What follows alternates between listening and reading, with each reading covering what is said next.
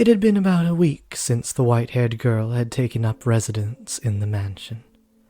Staying in that house deprived of light was, I imagine, a very claustrophobic experience. To anyone blessed enough to have sunlight as a part of their everyday lives, it would have been unbearable.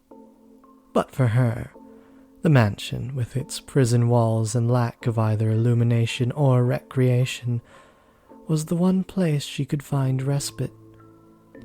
She and Michel continued to be distant, however. He spent most of his time in his chambers, which he had explicitly told the white-haired girl to stay out of, leaving her unable to close that gap.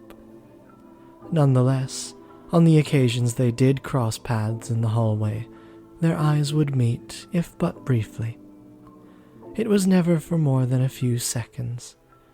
Whenever she saw him, she made a point of giving him a little smile. He never said anything, but still, when she had first arrived, he would not even meet her gaze. He seemed to be taking more and more notice of her. One day, the white-haired girl stood in the cellar, a frown on her face. "Well, this is troubling. I can't go down to the village, but if we don't do something soon..."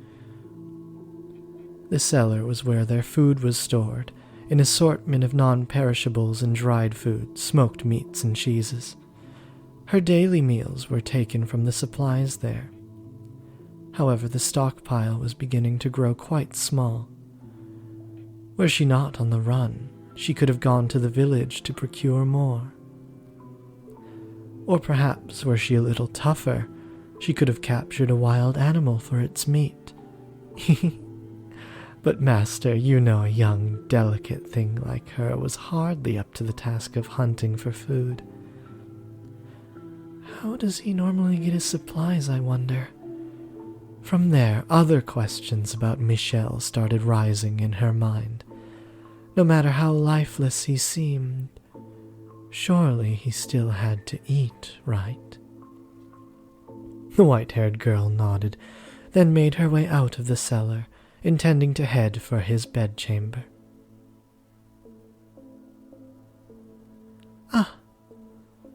But on her way there, she spotted him standing by the entrance, staring motionless at the door lit by a single candle. He appeared to be waiting for something.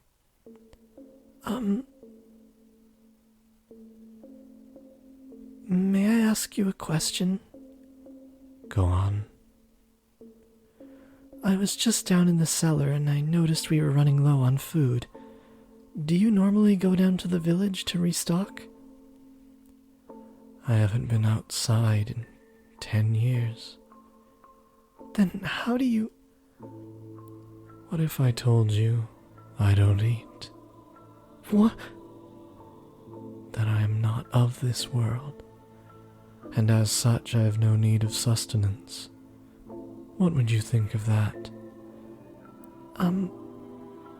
That sounds very, economical? If you can survive without having to eat, that's one less thing to worry about. If it were possible, I'd like to have that ability too. It would seem trying to frighten you is a waste of time. Was I supposed to be afraid? Never mind. It doesn't matter. You asked about the food in the cellar. It's getting to be about that time. Ooh. Wait and you'll find out. What do you... It's here. Oh? If you want to know where my supplies come from, open the door. But, I'm in hiding. There's no one at the door anymore. The knock is nothing more than a signal.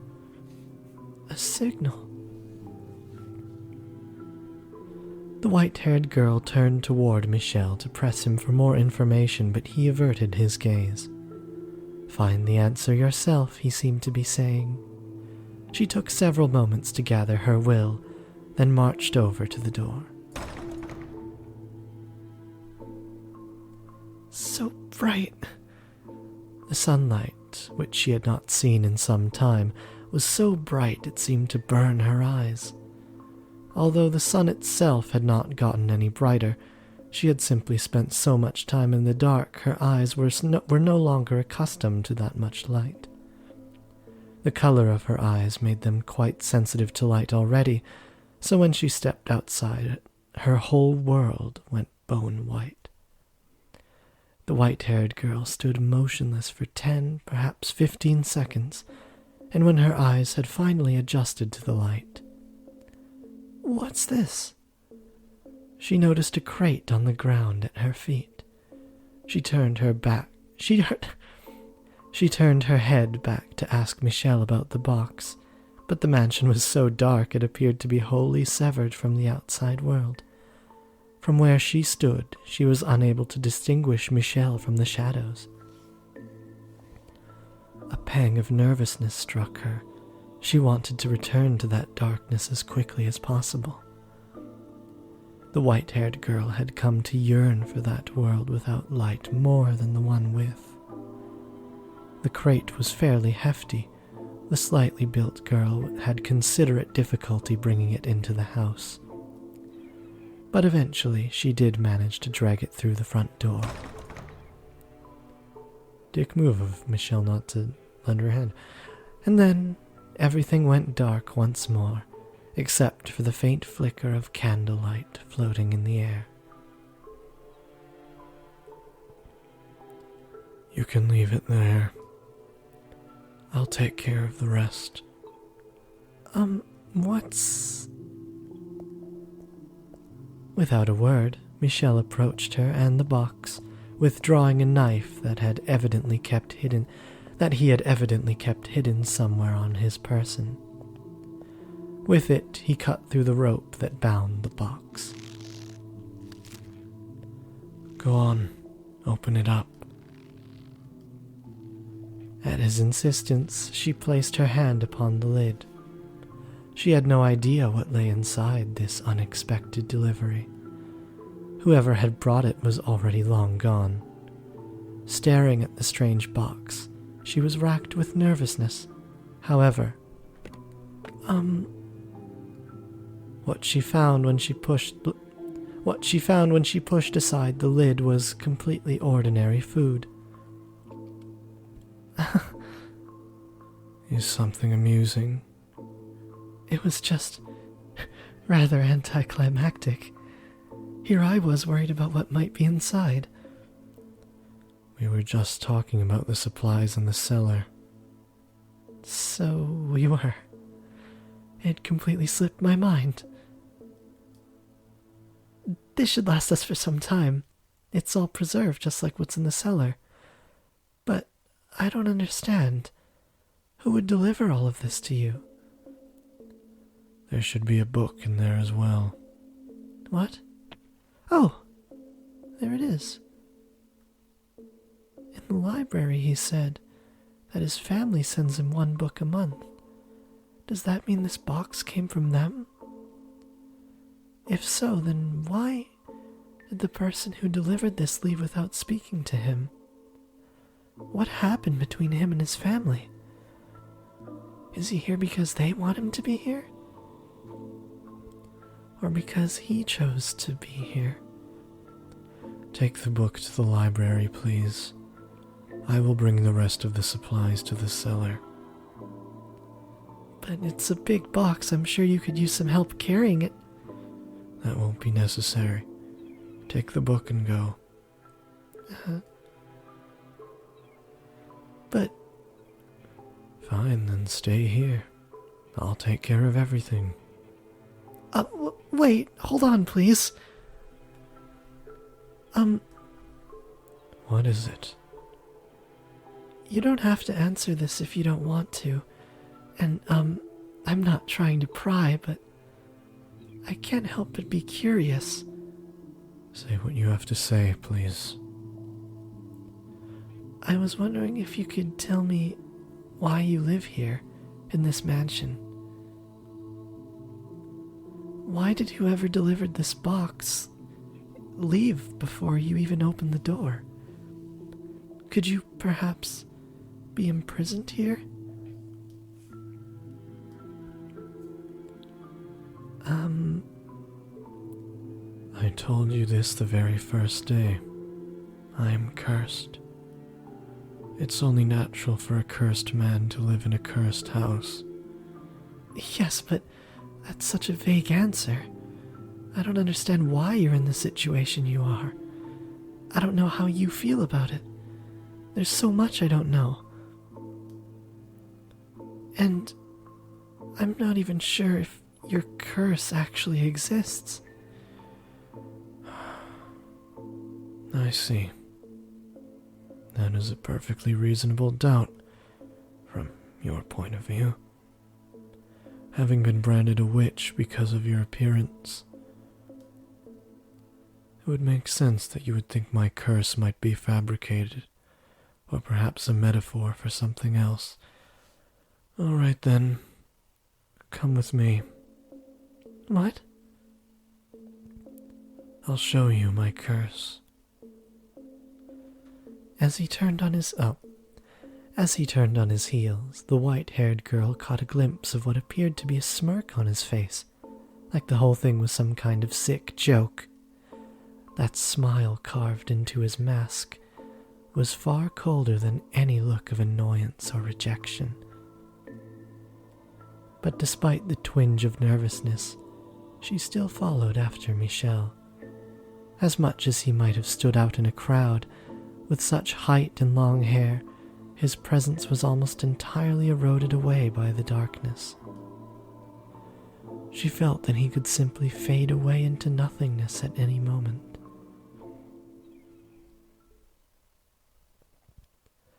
Many things are buried here. Huh? Mice, insects, wild cats and dogs. Have you ever thought it strange how little life there seemed to be around this mansion? You're right. I haven't seen a single creature since I arrived. The only sound you can hear is the wind blowing. Now that you mention it, it did seem peculiar. They were all killed by me, or rather, they lost their lives because of me. You have your answer now. A butterfly fluttered its way in, It's the maid. A butterfly fluttered its way into the ruined garden, dancing up and down through the air. Michel held out a finger before himself, and the butterfly, mistaking it for a branch, drifted down upon it to rest its wings. Had the scene stopped there, it would have been a picturesque moment. All that comes in contact with me loses its life. My skin, the breath I exhale, my flesh and blood is poison to all life. But the butterfly's movements began to slow. It spread its wings in one last futile attempt to fight gravity, and then without warning, it shriveled up into a dry husk.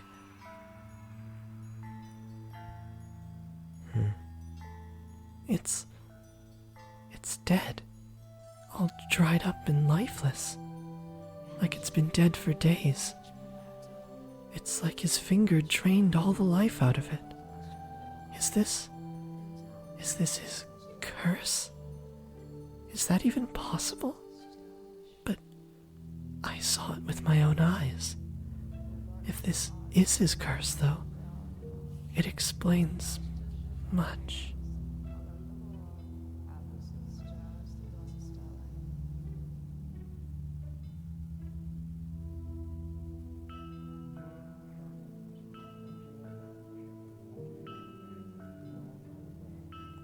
There are more than just insect and animal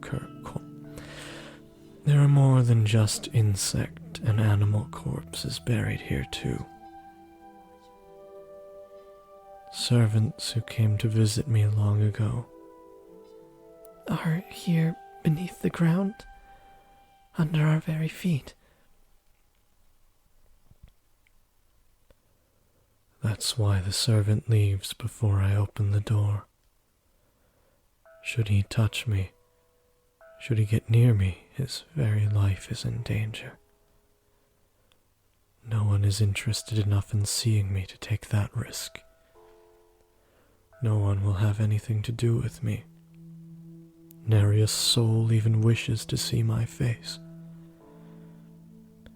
Completely unrelated, but this background with this lighting is my least favorite thing in this entire game. This fucking day for night ass B-movie fucking trash. They should have just made a new background for night, man. Or I'm pretty sure there are other outside the mansion things at night later on that we see that they could have used. I may be wrong on that, but I think so. I think there's at least one that's just like a background without anything else in it. Now you understand what I meant when I said I would eventually kill you. So that's why you have never once touched me. Also, you're icky. When I knocked the books down in the library, you didn't offer your hand to help me up. And only one of us ever made contact with the box at the entrance at the time. That's right, that makes sense. When I offered to help you carry it, you refused, because you didn't want your finger to accidentally brush against mine. My actions were not out of concern for you, but Baka. I simply dislike people. Others' interests mean nothing to me. What an odd face you're making. Do you not believe my curse is real? No, I do. It is certainly irrational, inexplicable, unbelievable. But you've shown me more than enough evidence. And I don't believe you're lying to me right now either. In which case you now understand how dangerous it is to be near me. You said that if you left, you would be killed. But it's been some time since then. If you're careful to cover your tracks, you should make your escape. You do not belong here. He was telling the truth about being cursed. What a cruel burden to have to bear. I can't imagine just how much he's given up on. How many lives he's inadvertently taken. And how he must have felt every time it happened. How much pain that loneliness must have given him. How much despair he must carry in his heart. How much sorrow must be weighing on him. So, no, I will not leave.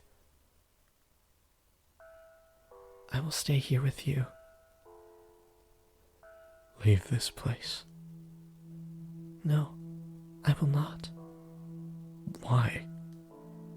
Why do you insist upon remaining in this house after learning what I can do? You have no reason to stay. Tell me then, why do you try to drive me out? If you don't care for others as you say, if you're not concerned about anyone else, then what does it matter what I do? What does it matter if I die to your curse? You're a very kind-hearted man. You've been watching out for me since the day I arrived, doing whatever you can not to inadvertently kill me, to not afflict me with your curse. No. Here's what I think. No one capable of showing genuine care for others can honestly, truly dislike people, all people. They can't possibly be indifferent. No,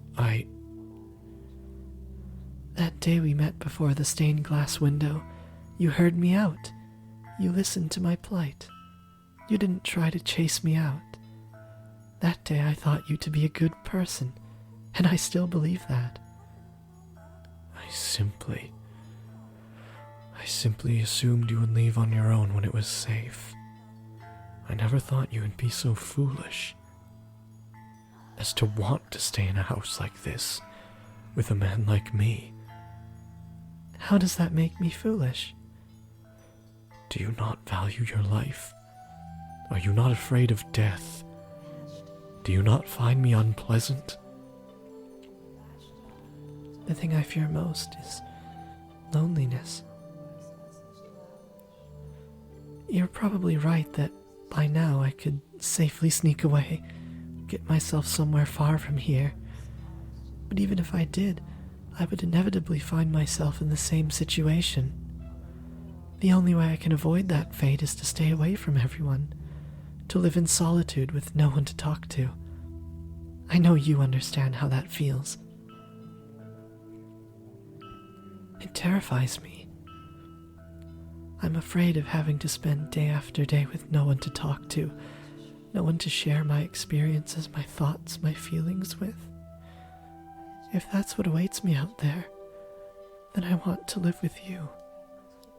I want you to be an essential part of my life. Impossible. Please, don't chase me out. You are a cruel girl.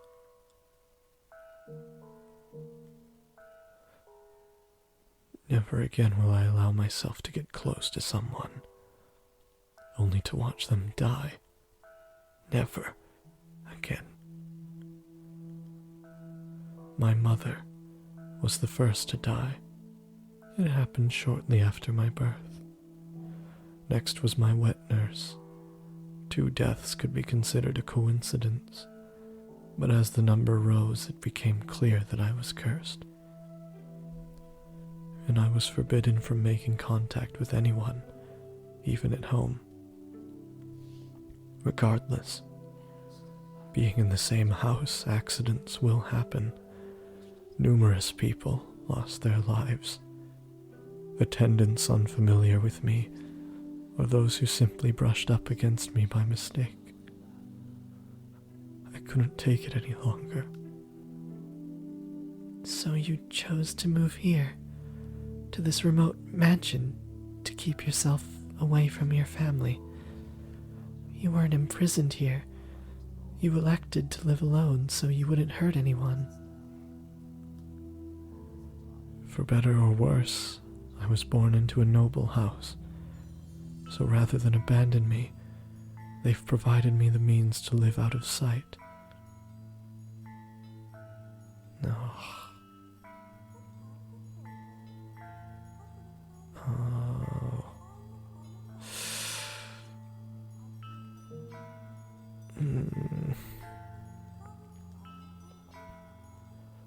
I will be very careful. I will do everything I can to ensure no accidents occur, to keep you from being alone again. I will not, for any reason, touch you. You have my promise. Your curse takes the life of anything you touch. I've been here for a while, and death has not befallen me yet. As long as I do not touch you, there shouldn't be a problem. Also, and I apologize if this is simply me reading too much into things, but I feel like we're two of a kind. I fear being utterly alone more than anything. And I think you understand just how scary that is. So, why are you so stubbornly insistent on it being me? I'm sure there's someone else out there. Someone you're meant to be with. You may not have found them yet, but I believe someone like you eventually will. Because unlike me, you still have the vigor to press forward. it has to be you. I'm certain of it. Why?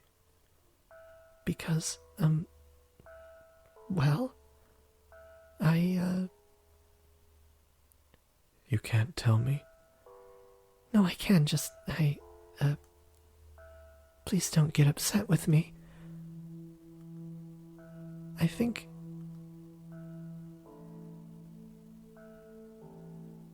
I might really, really love you.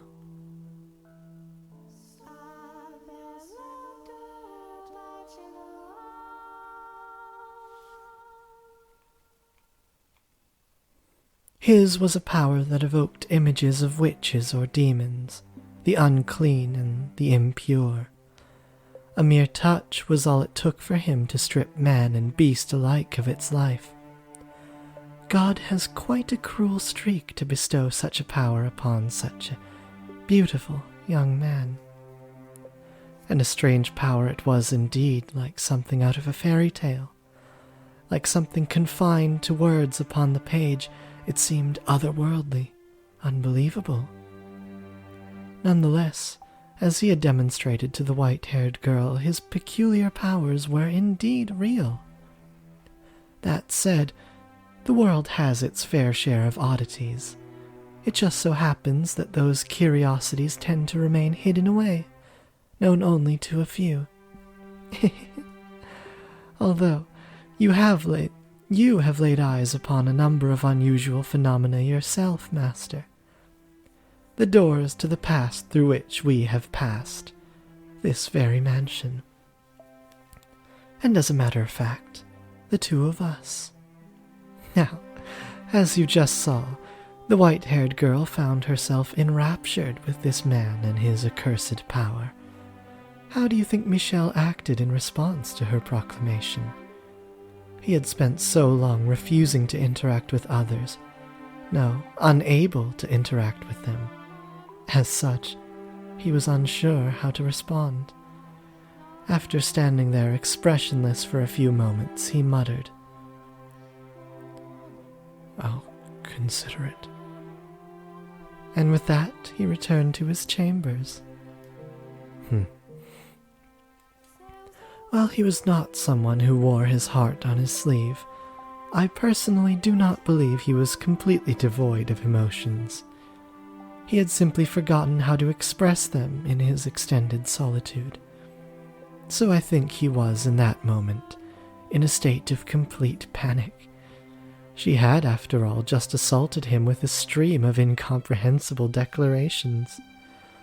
That, knowing the truth, she still wished to remain in the mansion, and that, knowing the truth, she loved him. The love she had declared for Michel was not a fleeting puppy love. There was genuine tenderness and warmth to her words. But he had gone through his life shunned, feared, pushed away.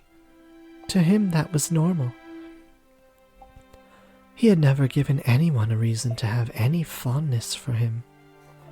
So he found himself utterly unsure how to take the affection she was showing. Of course, he was not the only one rattled by the whole affair. Oh dear. Several days had passed since Michel had asked for time to think. He had still yet to show himself again. This is all my fault. The white-haired girl paced anxiously through the halls on the off chance she might run into him. As per his request, though, she kept her distance from his chambers. Nevertheless, she was beginning to worry about the fact that he had secluded himself away for so long. So she worked up her courage and made her way to his room. What if he doesn't want to see me ever again? I didn't consider I might be overstepping my bounds before opening my mouth. Again, it's been obvious this whole time, but we have yet another vastly different take on the white-haired girl. Super awesome, dude. And yet all of them, all four of them so far, have felt like the same individual at her core. Just vastly different life circumstances have led her to assume different roles, as it were. Every step she took was slow and laborious. Her mind raced with worry and doubt. I should at least tell him I'm sorry. Rather than out of a desire to know how he felt, she was compelled by guilt and a desire to apologize. After walking for some time, she arrived at a door sitting in an utterly unlit hallway. She drew in a breath of musty air, then let it out, repeating the process several times. Next, she reached her hand up to knock on the door, then pulled it back, also doing this a number of times. Oh, how adorable she was. I wanted nothing more than to give her a little nudge. After all, she was too sweet a girl for her worries to be anything but misplaced. I just can't find the courage. Maybe I should come back another day. But what's the point of waiting? I need to apologize and get the weight off his back now. She gathered her courage once more, this time determined she would do it. The white-haired girl moved her small fist toward the door, which then swung open. I'm sorry. Please, you must announce your presence. I almost walked right into you. Are you in that much of a hurry for a mishap? I'm sorry. And I believe I told you to stay away from my chambers. You did, so I spent a long time debating whether I would, but I decided I really wanted to tell you this. Oh, well, actually... I'm truly sorry. What? The other day I could barely manage to get the words in my head all the way to my mouth, so there was no room in my mind for anything else. I shoved my own thoughts and feelings into your face, not considering that might not be what you wanted, just running non-stop, not thinking at all. I was terribly disrespectful to you, completely selfish. You're a kind-hearted man, I truly believe that, but you were only being courteous because you're a nice man. I'm sure you have little interest in the affections of a queer little girl, so I would love it if I could stay here. It would be a wonderful blessing. But if you really don't want me here, if my feelings are imposing upon you, then I apologize. I'm sorry, and I'll take my leave of this house.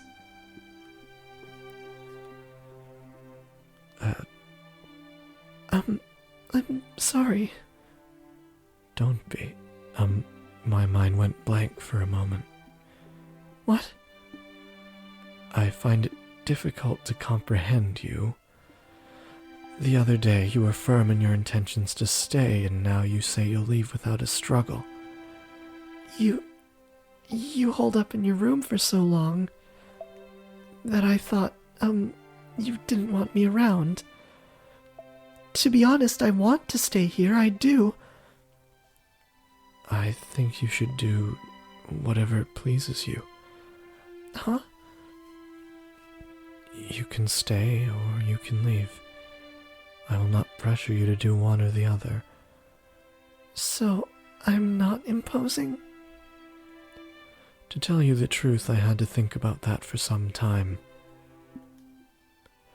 However, I have now come to something of a solution. Since you're here, come into my room. What? But I thought I wasn't allowed to... To prevent what almost happened a few moments ago, so we don't accidentally run into each other. Sorry. You're forgiven. Now come in. Okay.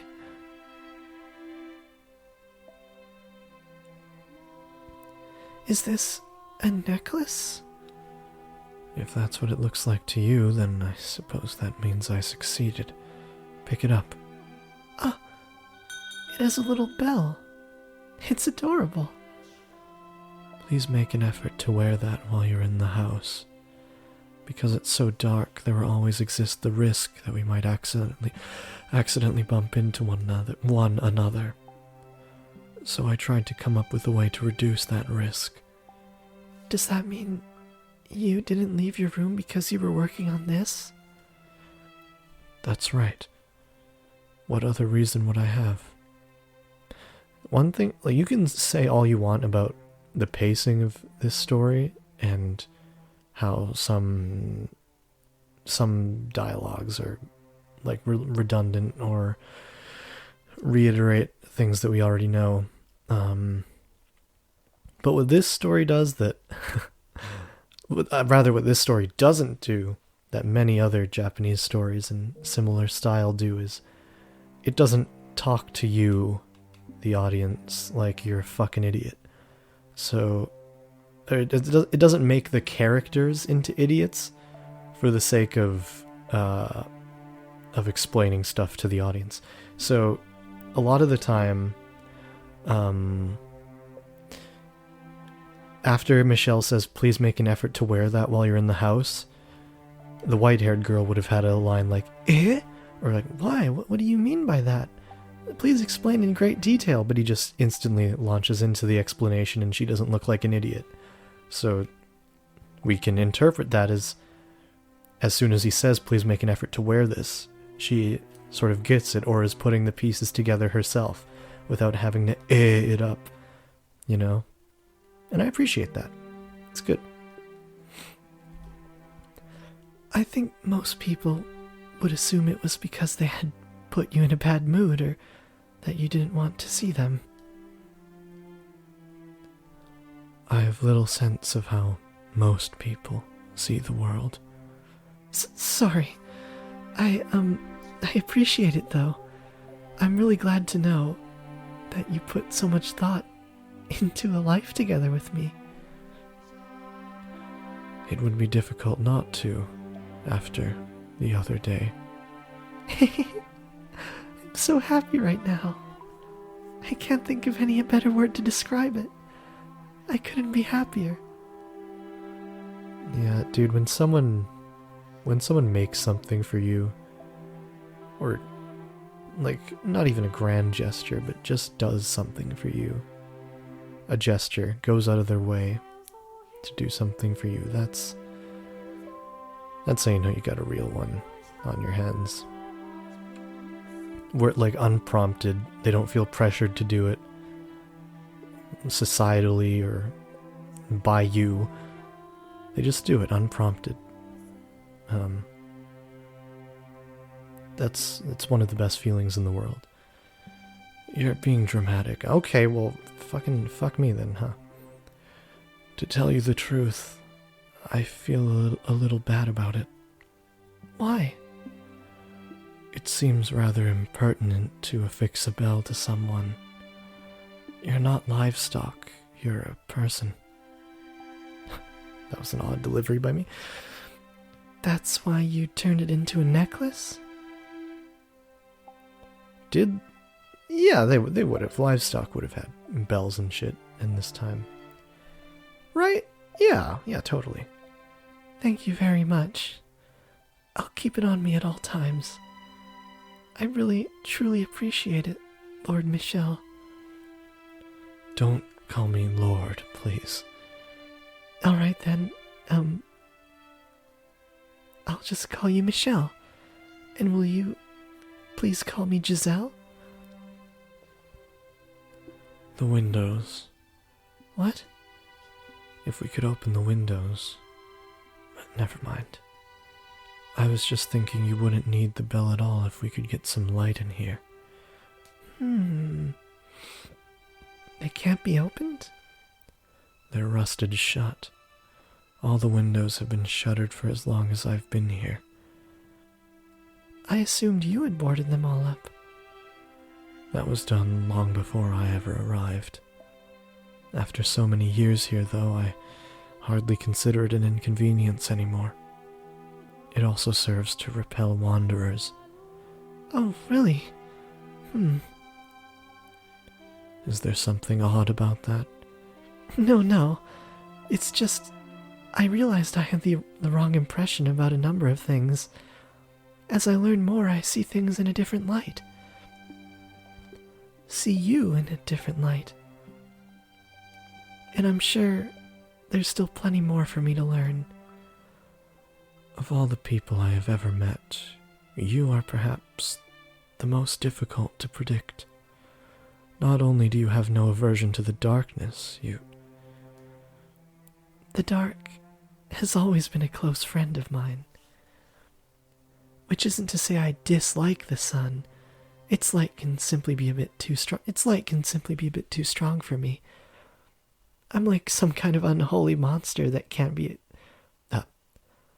I'm like some kind of unholy monster that can't be exposed to sunlight. You are anything but unholy. My name would suit you much better than me.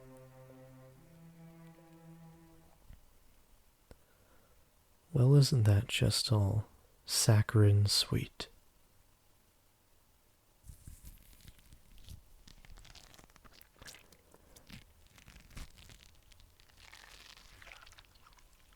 That day, when I first saw Giselle, I was wary of her, apprehensive.